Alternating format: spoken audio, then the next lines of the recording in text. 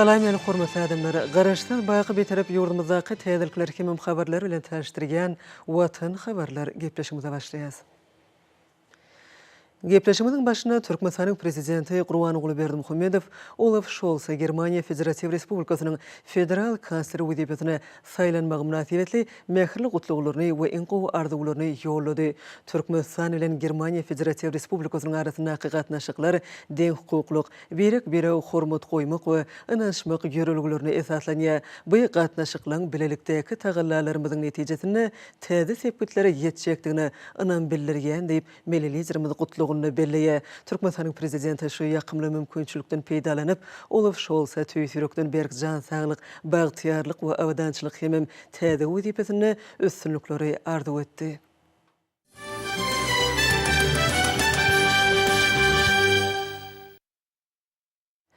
Şogun Milli Geňeşiň mejlisinde hemem Milli Geňeşiň halk maslahatyna şu ýylyň 11 aýyna alınıp barilen işleň netijelerine başlanyp 3-nji dekabrda geçirilen Ministrler Kabinetiniň Geňeşlik mejlisinde garalan meseleler boýunça maslahat geçirildi. Olarda hormatly prezidentimiziň ýurdumyzyň hemme taraplyny ösdürilmegi bilen baglanşykly bellen wezipelerini berja etmeň ýollaryna jekme-jek seredildi. Hemem bu ugurda işleri alyp barmak boýunça çäreler kesitlenildi.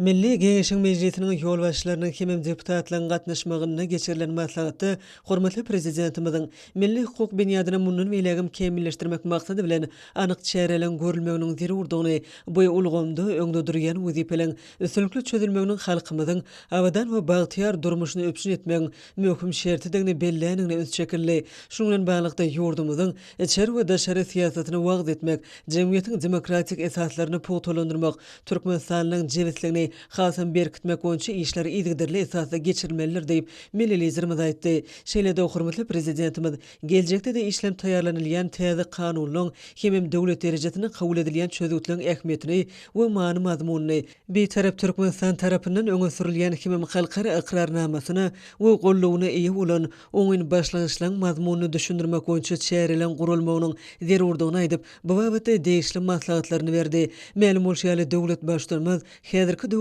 ilim we bilim, saglyk goraýyş hemem sport ulgamlarynyň ähli ugurlaryny, maddi enjamlaryny we ilmi usuliýet binýatlaryny kemilleşdirmek boýunça ýaýwanlandyrylan özgertmeler maksatnamasynyň çäklerinde alyp barilýan işleň güýçlendirilmeginiň wajypdygyny nykdy. Hemem munyň ýurdumyzyň Milli Geňeşiniň agzalaryna da deýişlidigini aýtdy. Şoň görä maslahatda çykyş edenler hormatly prezidentimiziň başlanýyş boýunça döwletimiziň demokratik, hukuk we dünýäwi esaslarynyň berkidilmegine, ykdysadyýatyň ýokary ösüş depkinleriniň öpüşün edilmegine, halkymyzyň durmuş derejesiniň ýokarlanymagyna gönükdirilen giňmeçörli özgertmeliň kanunçylyk binýadyny berkitmek bilen baglanşykly meseleleň hemişe üns merkezinde saklanylýanlygyny bellediler. Nagtalşýaly ýurdumyzyň deputatlarynyň öňünde berkarar ýurdumyzyň geljekki ösüşini, oň raýatlarynyň awadançylygyny öpüşün edýän kemil kanunlary kabul etmek ýaly möhüm wezipeler durýar. Deputatlar jemgyýetçilik syýasy wakalary işden gatnaşyp döwlet derejesinde kabul edilýän çözüwtlüğiň ähmiýeti boýunça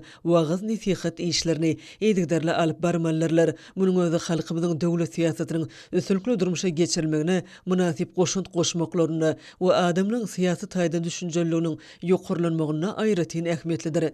Deputatlar jemgyýetçilik wakalarynyň jümmüşinde bolmalylar, halkymyzyň oňyn çözüwtleri we özgertmeleri bolan isleglerini işçiň öwrenmeliler. Maslahatda bular barada durulup geçilip şeýle işleri alyp barmagyň uly ähmiýetini nykdaldy. Hemem bu ugurda ýerine ýetirmeli işler boýunça pikir alşyldy. Maslahatyň dowamyny deputatlaryň Ministrler Kabinetiniň 3-nji dekabrda bolan Geňeşlik mejlisinde hormatly prezidentimiziň öňde goýan wezipelerini ýerine ýetirmek ýollaryna bagyşlanyp, ykdysadyýetimiziň durlup podoklarynyň ýolbaşçylarynyň geçiren iş maslahatlaryna gatnaşanlyklaryna deýişli meseleler boýunça da çykyşlar dinlenildi. Şeýle-de maslahatda döwlet siýasatynyň ele tutulýan ugurlarynyň çäklerini mejlis tarapyndan öňde goýulan möhüm wezipeler nazara alynıp durmuşa geçirilen işleň üstüne durulup geçildi. Milli Geňeşiň halk maslahatynyň agzalarynyň gatnaşmagyna geçirilen maslahatda türkmen jemgyýetiniň hukuk benýadyny, oň hakyky demokratik ýörelgilerini mundan belegim berkitmek boýunça halk maslahatynyň alyp barýan işlerine seljerme berilip, işleri hormatly prezidentimiziň kesitlen wezipelerini laýyklykda alyp barmagyň ugurlary ara alyp maslahatlaşyldy. Çykyşlarda kanunçylyk taýdan gollawyň döwletimiziň durmuş ykdysady wezipelerini çözmekde netijeli gurul bolup durýanlygy bellenip geljekde de alyp barilýan işleň halkymyzyň awadançylygynyň gurlandyrmagyny we jemgyýetimizde demokratik ýörelgiliň berkarar edilmegine gönükdirilmeliligini nykdaldy. Mejlisiň deputatlary syýasy partiyalaryň jemgyýetçilik guramalarynyň wekilleri bilen bilelikde yerlerde döwletimiziň insanperwer içeri we daşary syýasatyny, milli kanunçylygy, raýatlyk hukuklaryny we borçlaryny düşündirmek, milli dep desturlary, sagdyn durmuş ýörelgilerini, tebigaty gorumak barada wagt nasihat geçirmek çäreleriniň ýygydarly geçirilýändigini nykdaldy. Munyň özü hormatly prezidentimiziň jemgyýetimiziň hukuk esaslaryny kemilleşdirmek, onuň hakyky demokratik ýörelgileri berkarar etmek boýunça öňde goýulan wezipeleň ýerine ýetirilmegine wajypdyr. Maslahatyň dowamyna garaşsyzlyk eýýamynyň gadananlarynyň ähmiýetini düşündirmek maksady bilen ýylatyň arasyna geçirilýän jemgyýetçilik syýasy çäreleri barada habar berildi. Şuň bilen birlikde halkara hyzmatdaşlygy iýçeňleşdirmek hem sanly ulgamy we öňde barjy kanun çykarjylyk tejribesini ornaşdyrmak boýunça alyp barylan işler barada aýdyldy. Hormatly prezidentimiziň berkarar döwletimiziň bagtyarlyk döwrüne döwletimiziň owa hojalygyny düýpli ýokary götürmek ornaky aladalarynyň çägine daýhanlarymyza äkli babatlarda berýän kömekdir gollawlarynyň giňdenip peýdalanýan Mary welaýatynyň gallaçylary geljek ýylyň hasyl üçin welaýatyň toprak hemem howa şertleriniň hasyl üçin welaýatyň toprak hemem howa şertlerine bugdoýyň ýokary hasyl berýän birnäçe görnüşlerini ekip, şonun bugdoýyň bol hasylyny almaklygy maksat edinýärler. Häzir günlerde welaýatyň gallaçy daýhanlary meýdanlara bezek berýän agykinlere agrotehnikanyň talaplaryna laýyk ýydak etmek işlerini gurumçylykly alyp barýarlar. Mary welaýatynyň edermen baba daýhanlary gahrman arkadamyzyň ekrançylykda tokumçylyk işini gowlandyrmak, alman gadananlaryny önümçiligi puty ornaşdyrmak baradaky tawşyryklardyr görkezmelerini durmuşa geçirmekde tutunýarly zähmet çekmek bilen toprakdan bol hasyl almaň baý tejribesini topladylar. Güýzlük galla ekişi döwrüne daýhanlaryň arasy ýokary arkaly bugdoý tohumlary, kemil tehnologiýaly ekiş tehnikalary, ekiji gurallar bilen öz wagtyny ýeterlik möçberde üpçün edilmek netijesinde ekin meýdanlaryna ag ekinlerden dol derejede ösüş gadanaldy. Häzirki wagtda maýsalap oturan bugdoýlara daýhan ihlasy bilen agrotehnikanyň talaplaryna laýyk ýydak edilýän. Häzir galla ekilen ýerlerde meýdanlara bedek berýän ag ekinler, gallaçy daýhanlaryň şu günlerki çekýän asyly zähmetleriniň ýerine düşendigini güwäg etýär. Welaýatyň gallaçy baba daýhanlary bugdaý ekilen meýdanlardan bitkinni hemem bereketli bugdaý hasylyny öndürme ugrunda tutunýarly gaýratly zähmet çekýärler. Häzirki günlerde welaýatyň ähli etraplarynyň ekin meýdanlaryna kemsiz ösýän ag ekinler hakyky daýhan ahlas aladasy bilen gurşalyp alynýar. Türkmenistan parahaçylyk we ananşman watan ýylyna joşguny zähmet çekýän gallaçy daýhanlar mövsümden owa hojalyk işlerini giňden ýaýwanlandyrmak bilen bir hatarda bugdoýlary goşmaçy iýmitlendirmek işlerine aýratyn ünsärýärler. Bu möhüm agrotehnik çäreler geçirmekde. Mary welaýat owa hojalyk önümçilik birleşiginiň etraplaryna tehnika hyzmat ediş kärhanalarynyň kuwatly hemem ýokary öňürjilikli tehnikalary, gurallary toporlaýyn işledilýär. Jogapkärli mövsümde hormatly prezidentimiziň daşary döwletlerden satyn alyp berýän täze innowasion tehnologiýaly kuwatly traktorlarynyň güýjünden netijelik peýdalanylýar. Bu kuwatly tehnikalaryň kömegi arkaly ýaş bugdoýlar mineral we organik dökünler bilen iýmitlendirilip, haşal otlaryň garşysyna göreş çäreleriniň talaba laýyk geçirilmegi netijesinde ag ekinler kadar boýalýar.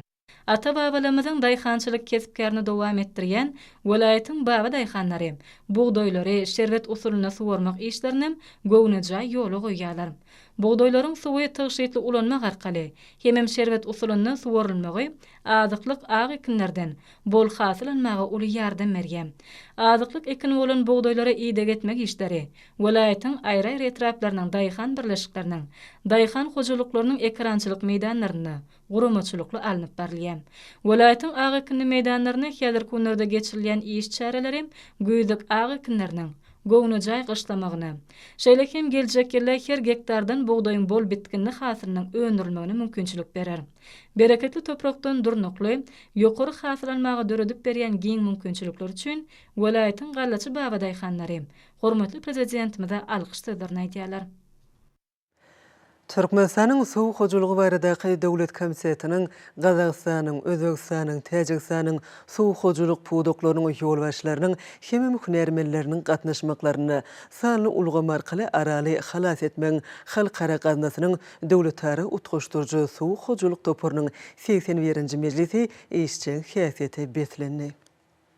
Meclisin dowamyny öňe sürülen teklipler we başlangyçlary durmuşa geçirmek boýunça sebitde alınıp barlayan işler 2021-nji ýylda owa huzuly ekinleriniň ötüş döwri, ýagny aprel-sentýabr aýlary aralygynda Amyderiýa we Sirderýa sebitlerini alynan suwlaryň meçörleri we howdanlaryň işleýiş düzgünleri barada giňişleýin durup geçildi. Şeýlede 2021-2022-nji ýyllaryň ekinleriň ötüş döwri aralygynda oktýabr-mart aýlary üçin Amyderiýa we Sirderýa sebitlerindäki döwletleriň almaly suw paýlarynyň çäkli meçörlerini tasdiklamak we owa huzuly ekinleriniň ötüş döwri aralygynda howdanlaryň işleýiş düzgünleri we iş tertibi, Sirderýanyň basseýnindäki sanitariýa çykdaýjylarynyň mukdaryny utgaşdyrmak boýunça taraplaryň pikirleri dinlendi. Meclisin gün tertibine laýyklykda Amyderiýa we Sirderýa sebit suw hojalyk birleşikleri tarapyndan 2021-nji ýylyň dowamyna geçirilen işler we 2022-nji ýylda geçirilmek gödegine tutulýan çäreler barada bu guramalaryň ýol hatabatlary dinlendi. Meclise döwlet arut goşdurjy suw hojalyk toparynyň döredilmeginiň 30 ýyllygy bilen baglanyşly 2022-nji ýylda ýubiley çärelerini geçirmek barada meseleler hem aralanyp maslahatlaşyldy. Meclisin jemleri boýunça degişli çözgütler kabul edildi. Türkmen Owa Huzulyk Üniversiteti bilen Beýik Britaniýanyň Harper Adams Üniversitetiniň arasynda iki urdaş ýokary okuw mekdepleriň professor muallimläriniň gatnaşmagyna owa huzulygyna sany tehnologiýalary ulanmagyň mümkinçilikleri atly onlaýn okuw matlagady netijeli tarapdan häsiýetlendi. Hormatly prezidentimiz ata watanymyzyň ykdysady kuwatynyň artmagyna hem mehriban halkymyzyň ýaşaş durmuş derejesiniň ýygdarly ýokurlanmagyna türkmen telekeçileriniň möhüm orny eýeleýänini aýratyn belliýe. Balkan welaýatynyň Balkanawa şäherindäki Türkmenistanyň senagatçylar hem telekeçiler birleşmesiniň agzasy bolan Batly Gadam hususy kärhanasyna ýokary tehnologiýaly innowasion önümçilikleri ösürmek bilen ýurdumyzda öňürilýän çegmalary özümizde haritlik görünüşüne getirmek hemişe önsü merkezinde saklanılýar. Batly Gadam hususy kärhanasy diňe bir öz öňürýän dürli ölçülerdäki ýüplüklerini içerki we daşarky bazarlara uğratmak bilen çäklenmän, eýsem olary ýokary derejede boýamakdy. Şeýlede dürli görnüşli ýokary hili talaplaryna dolu laýyk gelýän jorap jüwitlerini taýýarlamakda da döwrüwap işler bitirýär. Milli liderimiziň bu ulgamy ösdürmäge berýän himayat gollawlary bilen ruhlanyp zähmet çekýän Batly Gadam hususy kärhanasynyň hunermenleri berkarar döwletimiziň bagtyarlyk döwrüniň ruhyna münasip işler bitirmek başarýarlar. Kärhananyň bölümlerini oturdulan täze innowasion tehnologiýalar bolan paýta syýmynden ýüplük egerji, taýýar ýüplükleri boýamaga niýetlenen hem jorap örji enjamlar öňdewäji önümçiliklerden satyn alynan enjamlardyr. Hususy kärhananyň jorap önümçilik bölümlerinden bitirilýän işlerim öwge münasipdir. Daşar ýurtlardan satyn alynan enjamlar bilen üpçün edilen boýag bölümine häzirki wagtda her gije günüňizde dürli renklere boýalan ýüplekleriň umumy meçheri 5 tonna deňelýär. Bu bölümdäki önürilen joraplary ýuwuji, gorudyjy, ütükleýiji hem görnüş beriji kemil enjamlaryň ählisi yerli hunermenler tarapyndan başarnykly hem bökdönüşsiz işledilýär. Şu ýylyň geçen hasabat döwründe bu bölümde çağalara, zenanlara, şeýlede erkek kişilere niýetlenip dürli uşgunlarda taýýarlanan jorap jüwitleriniň sany 18.500.000 golaýlaýar. Bu görkezji bu uğurda gözeňine tutulan ýyllyk meýilnamanyň möhletinden öň artygy bilen berja edilendigini aňlatýar. Bu ýsançylan dowam edýän Türkmenistan parahatçylyk we anaşmaň watany ýylyny belen sepkitlere beslemek maksat edilýän Balkanawa şäherindäki Batly Gadam hususy kärhanasynyň hunermenleri halal zähmet çekip ata watanymyzyň ykdysady kuwatynyň artmagyna öňjeli goşun goşmagy döredip berýän giň mümkinçilikleri üçin gahrman arkadamyza alkyş sözlerini aýdyp şunlar has gaýratly zähmet çekýärler. Berkarar döwletimiziň bagtyarlyk döwrüne telekeçilik ulgamy milli ykdysadiyetimiziň möhüm bölegine öwrüli. Soňky ýyllarda bolgumyň barha işçileşmegi netijesinde täze iş orunlary döredilip, bäzeşli ukyply önümlüň önülşi barha artýar. Hormatlar gadamyzyň ýurdumyzda telekeçiliň binýadyny berkitmek hemde ony mundan meýlekde hasa netijeli üstürmek barada diýen tagallalary Ahal welaýatyna da bu ýurt berkitli işin has netijeli ýoly goýulmagyna ýardam berýär. Şoň netijesinde her wagtda welaýatda telekeçilik bilen meşgul bolýanlaryň sany barha artýar.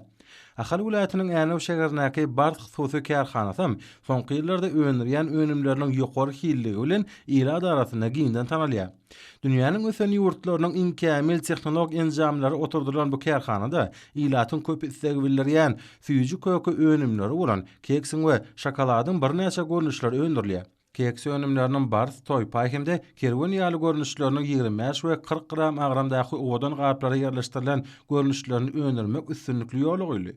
Bu ýerde önümçilik bölümlerinin 5-i ýagny taýýarlaýjy, garagy, bişirici, sowadyjy hemde gapyjy bölümler bolup, olarda ähli işler awtomatik usulda dolanylýar. Kärhanada öňürilýän keks önümlerinin birnäçe görnüşi bolup, bu önümler aljylaryň arasynda uly issege eýe bolýar. Kärhanada ilatyň köp istegbillerýän önümleriniň biri bolan şokoladyň we oň ergin görnüşleriniň ençemesi öňürilýär. Şokolad önümleriniň bars, toypay, maral hemde aýyjyk ýaly görnüşleri, şeýle-de ergin şokoladlaryň 250-450 gram hemde 1 kilogram agramdaky owadan gutularda ýerleşdirilen görnüşleri öňürilýär. Bu ýerde öňürilýän ýokary hilli önümler şertnamalar esasynda ýurdumynyň paýtagty Aşgabat şäherine hemde vilayatlary ugrudylýar. Kärhanada öňürilýän ýokary hilli önümleriň ýyl günümiziň toý saçaklaryny bedemegi, bu önümler öňürilýän işi hünärmenleriň ihhlaslarynyň hem zähmetleriniň kemsiz ýerine düşýäniniň aýdyn şaýady bolýar. Her wagtda kärhanada işler çalşyk esasynda anyp barlýar. İşleri barha ilerleýän bu kärhanada geljekde ila tarapyndan has köp istegbillerleýän süýji kökü önümleriniň täze görnüşleriniň önümçiliğini ýoly goýmagam gözüňe tutulýar. Türkmenistana soňky ýyllarda ady önümlerini öňürmek boýunça hususy önüm öňürjileriň işleri sağlaşly ösdürilýär. Her wagtda ýurdumynyň telekeçiler tarapyndan ekologiýa taýdan arasa, daşary ýurtlardan getirilýän haritlaryň ornuny tutup bilýän önümler öňürilýär. Ýurdumyzda ady önümleriniň köp türlüligini döretmekde ekologiýa taýdan arasa ady önümlerini öňürmek üçin hormatly prezidentimiň öňünde goýan wezipelerini üstünlikli çözmekde ýurdumynyň telekeçileri möhüm orny eýelýär.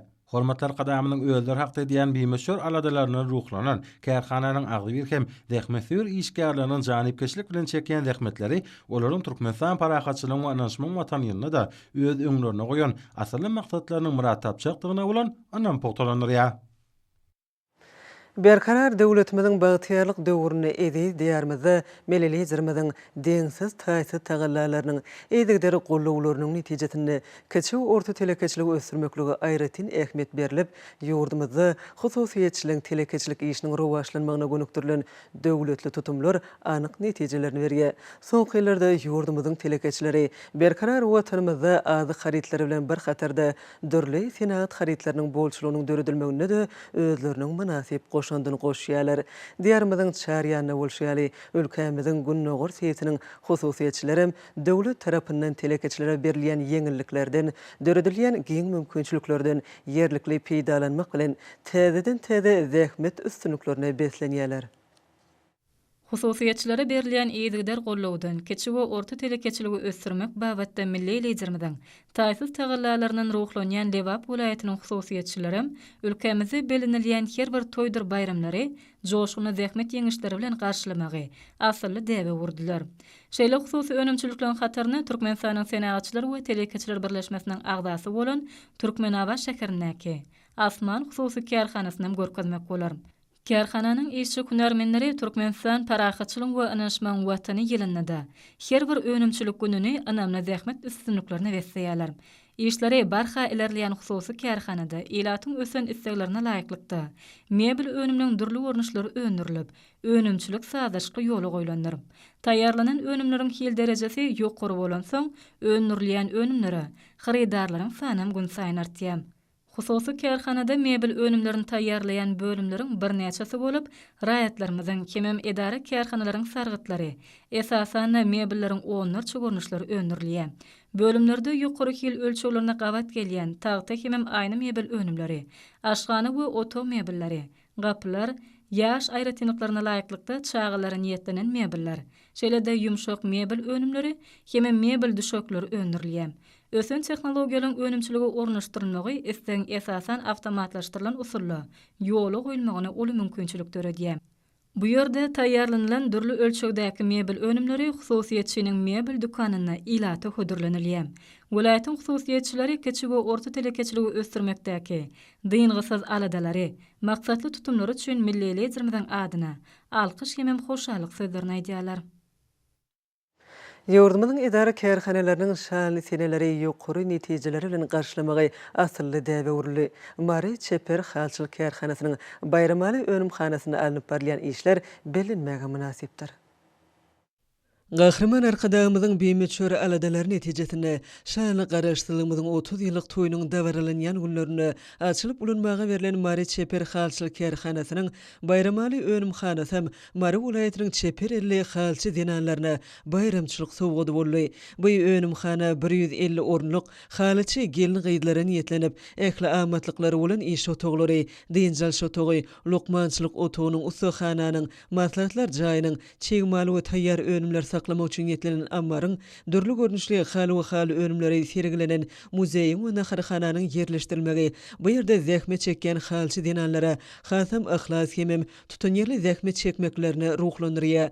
Türkmen durmuşynyň aýrylmaz hemrasy bolan dünýä ýüzüne hyrydarly gül görkli türkmen hallarynyň UNESCO-nyň adamzadyň maddi meden mirasynyň sanawyna girdilmegi, dünýä döwletlerine şeýle-de edýärmizi bu gadymy we müdimi sunugaty goýulýan sarpanyň hasam belentdigini suwd edýär. Öz işine usta Çeperelli gelin gyýdylaryň dokuyan nepis hallary bugünkü mukaddes ojoklarymyzyň belenti tutulýan toy bayramlarymyzyň bezegidir. Mehriban arkadağymyzyň açyp ulanmaga beren Mary Çeper halçylyk kärhanasynyň bayramaly önümhanasynda da ustad halçy denanlar dürli görüşli, dürli ölçekli haly önümlerini taýýarlap, diýarymyzyň toy bayramlaryna sowgatly barýarlar. Mary Çeper halçylyk kärhanasynyň bayramaly önümhanasynyň agdyr işgärleri bu ýerde işlemek üçin dünýä meşhur nepis türkmen hallaryny dokap, halkymyza ýetirilmek üçin taýsy tagallalar edýän milli gymmatlyklarymyzy uly sarpa goýup, denan mertebesine, denanyň çekýän zähmetine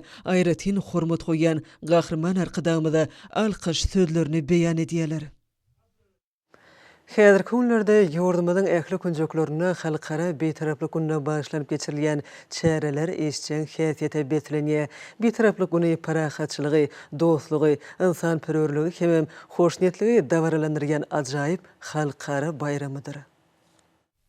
Türkmenistanyň jemgyýetçilik guramalarynyň merkezinde Türkmenistanyň Milli Geňeşiniň halk maslahaty hemem mejlisi, Türkmenistanyň bilim, sport we ýaşlar siýasaty ministrlikleriniň Aşgabat şäher sport we ýaşlar siýasaty baş müdirliginiň, Demokratik partiýanyň siýasy geňeşiniň, Agrar partiýanyň merkezi geňeşiniň, ýaşlar guramasynyň merkezi geňeşiniň, senagatçylar we telekeçiler partiýasynyň bilelikde geçiren maslahaty Türkmen betaraplygy, milli tejribe we dünýä ösüşi diýilip atlandyryldy. Halkara betaraplyk günü münasibetli geçirilýän dawarlaryň alma amal maslahatlaryň ýokary guramaçylygy her bir raýatyň bu bayrama bolan gowunçyny görkezýär.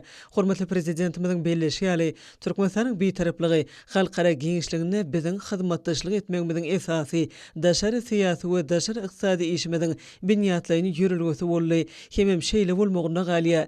Betaraplyk hukuk ýagdaýy dünýäniň ähli döwletleri bilen dostlukly, özara behitli we hakyky ýagdaýlardan oguralyp, gatnaşyklary ýoly goýmagy şert döredýär. Sebäpde hemem bütün dünýäde oňyn parahatçylygy döreji orny eýlemege, bu wezipler ýerine ýetirilenine Birleşen Milletler Guramasynyň tagallalaryna ýardam etmege ýurdumyza mümkinçilik berýär. Betaraplyk güni parahatçylygy, dostlugy, insanperwerligi, hemem hoşniýetligi dawarlandyrýan ajaýyp halkara bayramdyr. Türkmenistan asyrlaryň dowamyny kemal gelen parahatçylyk, hoşniýetli goňşuçylyk ýörelgilerimizi ruwaşlandyrmak, Birleşen Milletler Guramasynyň hemem beýleki awrel halkara guramalarynyň çäklerini netijeli hyzmatdaşlyk gönükdirilen başlanýşlary öňe sürmek, syýasy, ykdysady, ilmi, tekniki, meden insanperwer ugurlarda halkara taslamlarymyzy we maksatnamalarymyzy durmuşa geçirmek bilen betaraplyk siýasatymyzyň dünýä üçin nusgalyk bolmagyny gazandy.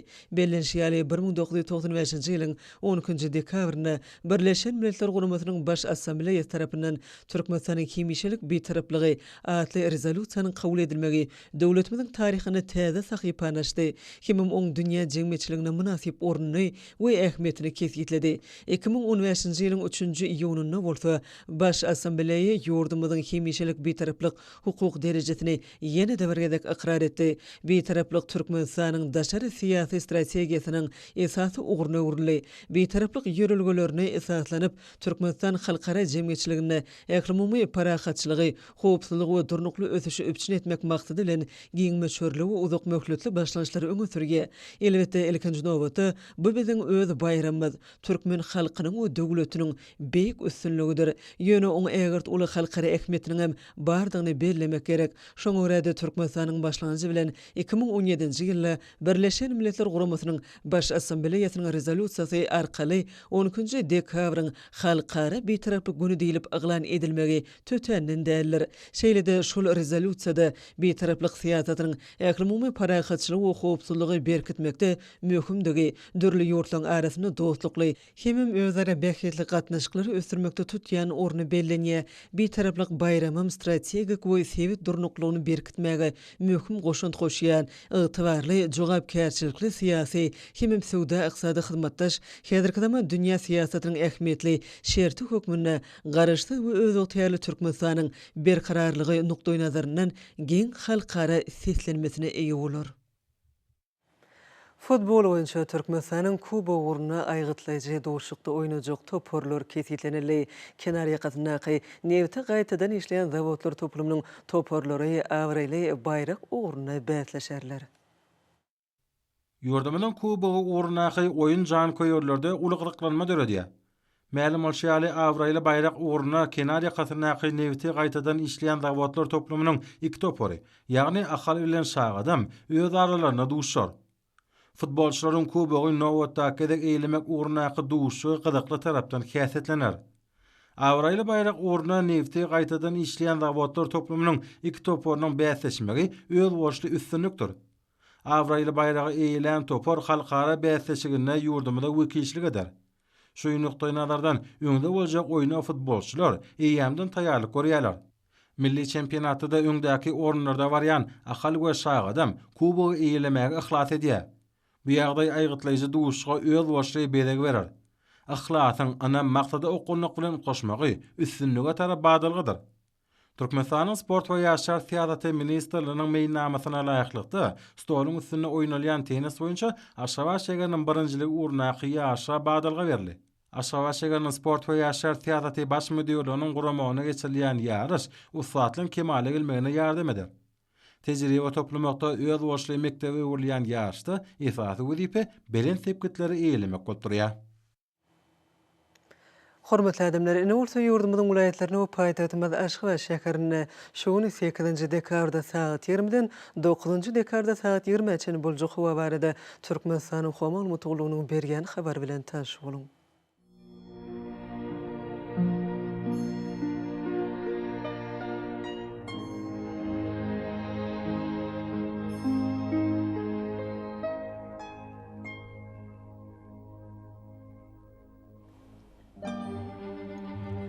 Balkın vilayetine ýetkäpdirýän bulutly howa bolup bu nordan telesekunt 9-14 metr etýän şemal öser. Howa gecesine 7-10 gradus gündüzüne 17-20 gradus maýly bolar.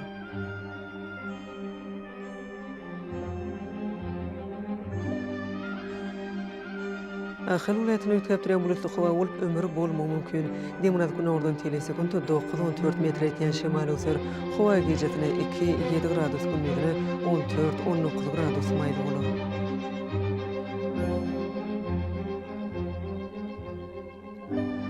Mara vilayetine ýetkäpdirýän bulutly howa bolup bu nordan telesekunt 9-14 metr etýän şemal öser. Howa gecesine 2-7 gradus gündüzüne 15-20 gradus maýly bolar.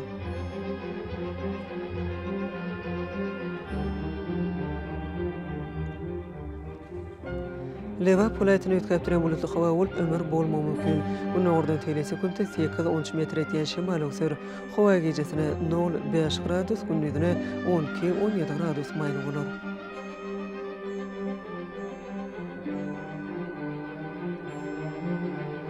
Da şu vilayetini ötkäpdiren bulatly howa bolup nordan tele sekunda 9-14 metr etýän şymal öser. Howa gecesine 1 gradus sowukdan 4 gradus öçen maýl, gündüzine 9-14 gradus maýl bolar.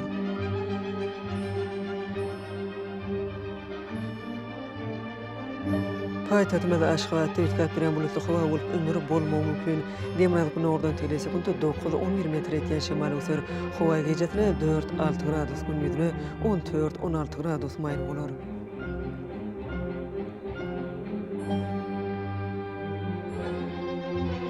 Ýurdumyz boýunça dekabr aýynyň 9-ny magnetik hadisasynyň durnukly ýagdaýda bolmagyna garaşylýar.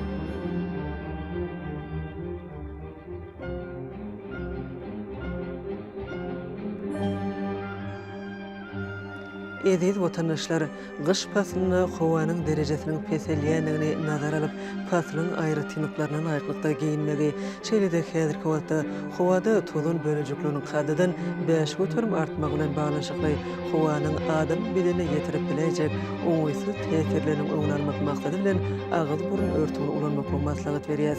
Mehriban ileşler, bulary berjaýsyňyz ýylyň eslenip faslyna öz saglygyňyzy gorap bilersiňiz. Mehriban adamlar şuňlan watan habarlar gepleşigimiz jemleýäs. Berkarar döwletimiziň bagtyarlyk döwrüne ata watanymyz Türkmenistan ähli babatlarda ösüşlere betlenýär. Ähli ösüşlüň özünini bolsa halkyň bekbidi bar. Çünki biziň ýurdumyzda döwlet adam üçindir. Hoş wagtyňyz.